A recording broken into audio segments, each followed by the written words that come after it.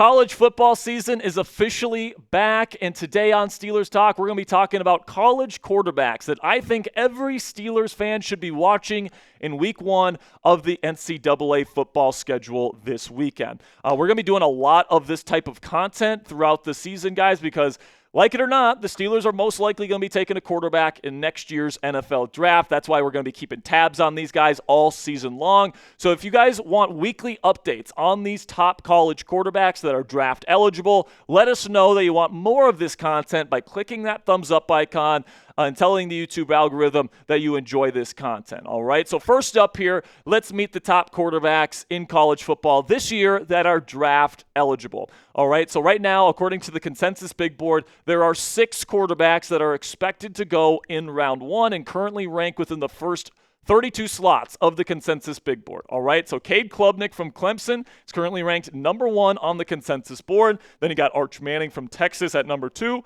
LaNorris Sellers out of South Carolina, currently ranked number 3. Garrett Nussmeier from the LSU Tigers at number 4. Fernando Mendoza, I think that's a name that not a lot of football fans are familiar with. I think they're going to get very familiar with him as the season goes on. He's currently ranked number 8, coming over from the California Golden Bears.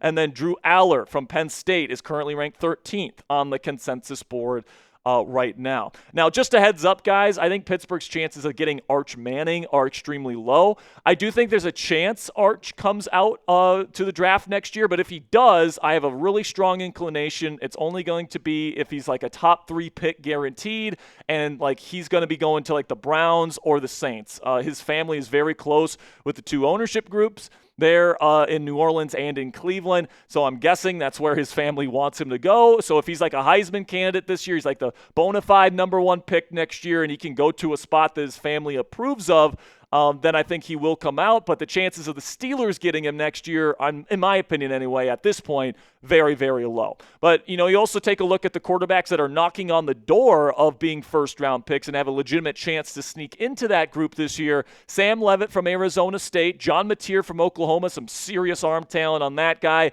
Nico Iamaleava from UCLA transfers over from Tennessee. He's got a lot of arm talent too. Carson Beck was a big discussion piece last year, really underwhelmed at Georgia. Now he's at Miami trying to get the Cam Ward experience. And then Miller Moss transferring to the school that developed Tyler Shuck and turned him into a round 2 pick. Of course, he's moving over from USC. And then the guys that I would say keep your eye on here as high upside guys. I wouldn't say these guys are anywhere close to first-round talents heading into the year, but they've got the physical talent here to be able to have breakout seasons this year and put themselves in the first-round conversation. That includes Arkansas's Taylon Green, SMU's Kevin Jennings, Dante Moore from Oregon, Jalen Daniels from Kansas, and then Malachi Nelson from UTEP. Keep your eye on those guys as they are very talented physically, and if they have breakout seasons, they could get into that first-round conversation. Speaking of Daniels, he did play in week 0 last week and had a hell of a performance versus Fresno State. He was 18 of 20 passing, super efficient for 176 yards passing. He added 47 yards rushing, and he had 3 touchdowns on the day. So that was the standout performance in week 0 among the guys that played, in my opinion. And now let's get into some of the matchups and the quarterbacks that you're going to have to be watching as a Steelers fan this weekend. We'll start with the Battle of the Tigers and the battle in Death Valley there in Clemson. LSU versus Clemson here on Saturday night. It's going to be very, very electric, guys. I can't wait for this game because it's going to be one of the higher profile quarterback battles in college football during the entire schedule. And we're getting it in week 1 here with Cade Klubnik, currently ranked number 1 on the consensus big board, and then Garrett Nussmeier from LSU, who's currently ranked 4th on that same consensus big board. So these are 2 guys that are expected to be in that mix for the Pittsburgh Steelers to be considering next year's NFL draft. And this is what Trevor Sikkema from PFF has to say in his scouting report on Cade Klubnik. He says there might not have been a more improved quarterback in college football than Klubnik this past season. After placing 102nd among FBS signal callers in 2023 with a 63.9 PFF passing grade, he was 5th in 2024 with an 87.7 mark. Only Cam Ward and Shadur Sanders threw for more touchdowns than the junior with 36, and those 2 were regarded as the 2 best quarterbacks in the 2025 NFL Draft.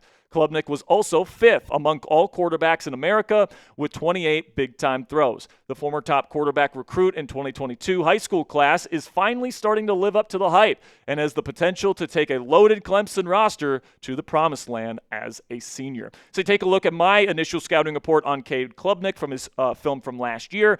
He brings good size. Now, he's a little slender, could put on a little bit more poundage, but he's got more than enough size to see over the offensive line, all that different stuff. He's a really good touch passer, man. Like when he throws fades down the sideline, it is a beautiful touch ball. That is something that I really look for in terms of deep ball passing, and because it just leads to more consistency as a passer down the field. Also, he's a plus rusher. I wouldn't say he's a dynamic athlete, but he's definitely capable of moving around out there. I like his playmaking out of structure, his ability to move and to throw on the run. I like his quick release as well, and I think his first read processing is pretty darn good as well. Usually gets his eyes in the right spot and makes the correct read on his first read. But some of the cons here heading into the year: secondary read processing. If he has to get past his first read, he can struggle a little bit. And then also just general consistency, whether that's with accuracy, whether that's with decision making. Sometimes he leaves a little bit of the meat left on the bone. So I want to see more consistency from Klubnik.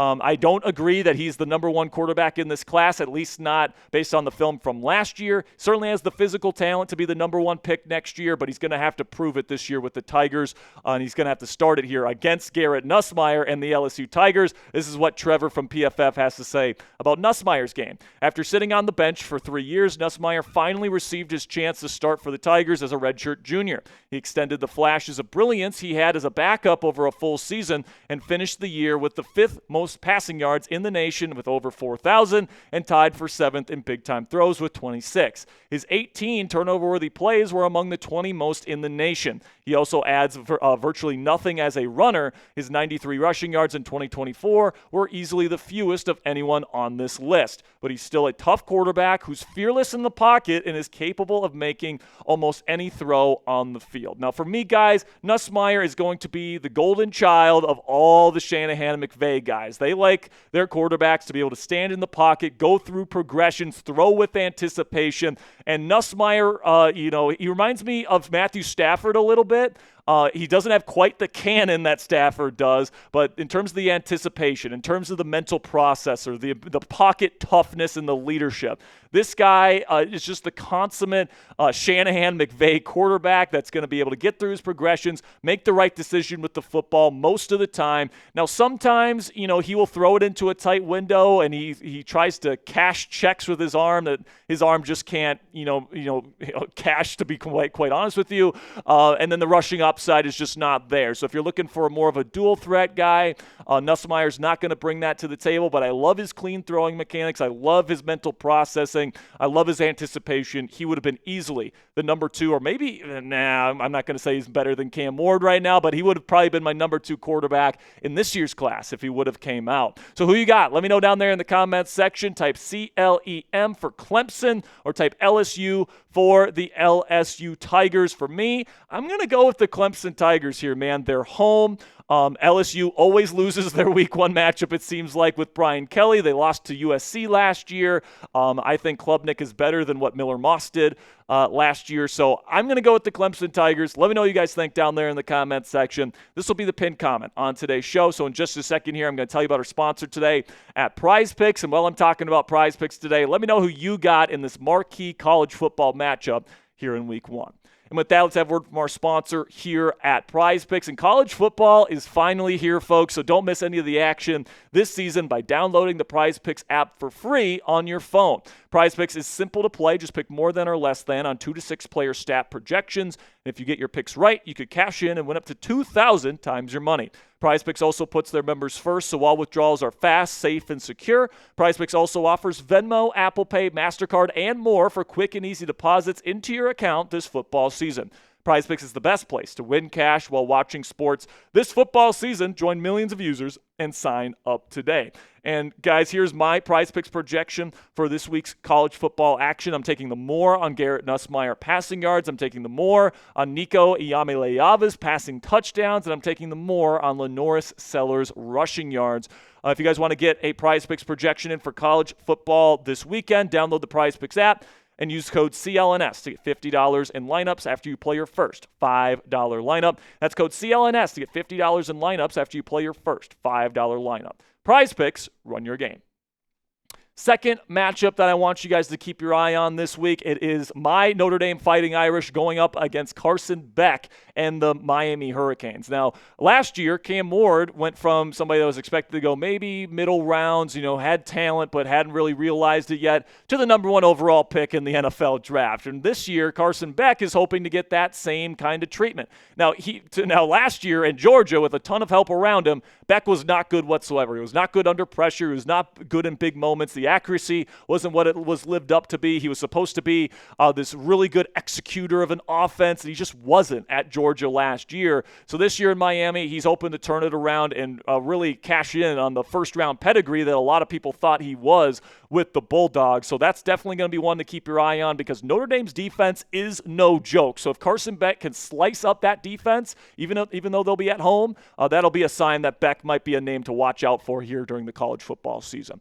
Then LaNorris Sellers will be playing on Sunday versus the Hokies of Virginia Tech. South Carolina will be home in that football game, and Sellers is one of the most intriguing quarterback prospects in this year's draft class, man. Like, he's big, he is strong, he's a dynamic rusher of the football with great playmaking instincts, really good pocket presence too. There's so much to like about LaNorris Sellers' game. The question is he going to live up to the hype, all right? Like, all the stuff that the draft people are saying heading into the year is that this kid has a really good chance of being the number 1 overall pick. So we'll see if he lives up to that hype. If he does, unfortunately, the Steelers likely won't have a chance to draft him next year, but we'll see what LaNorris Sellers is able to do with the Gamecocks this year. Another name to definitely keep your eye on here is Nico Iamaleava going up against the Utah Utes. Utah usually has a very good defense.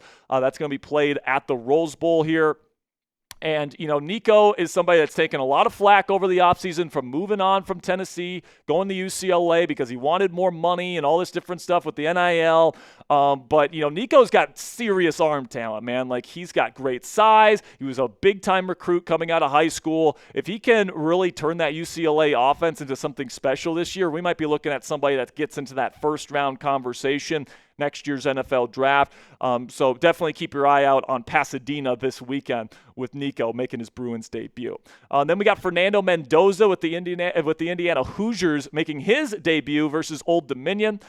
There in Indiana this weekend. And, Mendoza is somebody that most people I don't think really know his name. He's coming over from Cal. They were not a great football team last year, but right now he is the number 8 overall player and the number 5 overall quarterback on the consensus big board. He's got a huge arm. He's got great pocket presence. Like, he makes big plays happen down the field.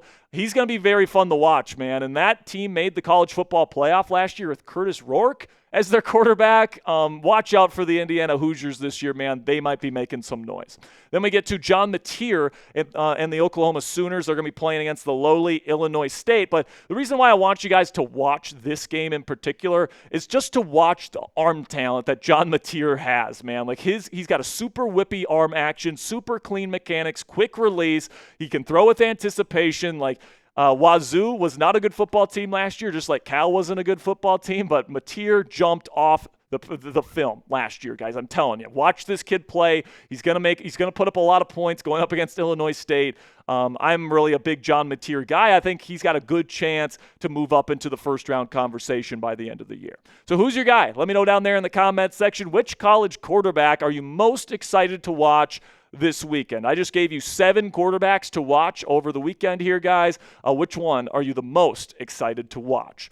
All right, guys, that'll be it for today's edition of Steelers Talk by Chat Sports. Make sure you guys click that subscribe button if you haven't already, and make sure you guys click that thumbs up icon as well to let me know that you enjoyed today's video and you want more college quarterback content like this all throughout the 2025 season.